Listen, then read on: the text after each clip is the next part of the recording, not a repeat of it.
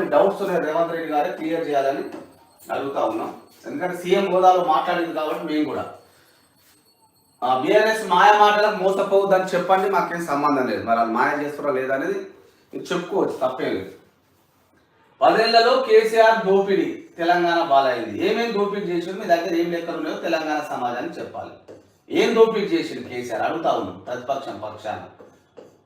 కేసీఆర్ చేసిన దోపిడీ ఏంది అనేది మీకు చెప్పాలి. మరి మీకు అధికారం వచ్చి సంవత్సరం అయింది కదా, ఏం చేస్తూ ఉన్నారు? సజ్జలు ఏమన్నా నేర్చుతున్నారా చెప్పండి నాకు. మొక్కలు ఏమన్నా పీకుతున్నారా? తెలంగాణ సమాజం అడుగుతా ఉన్నాం. కేసీఆర్ తప్పు చేసి ఎందుకు జైల్లో పెట్టలేకపోతా ఉన్నాం అంటే తప్పు చేయలేదనే అర్థం.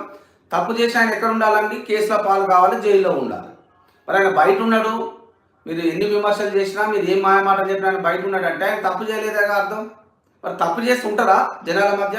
మరి అధికారం మీ చేతిలో ఉంది. ఇప్పుడు ప్రతిపక్ష నేతగా మీరు మాట్లాడొద్దని రేవంత్ రెడ్డికి సూచిస్తా ఉన్నాం.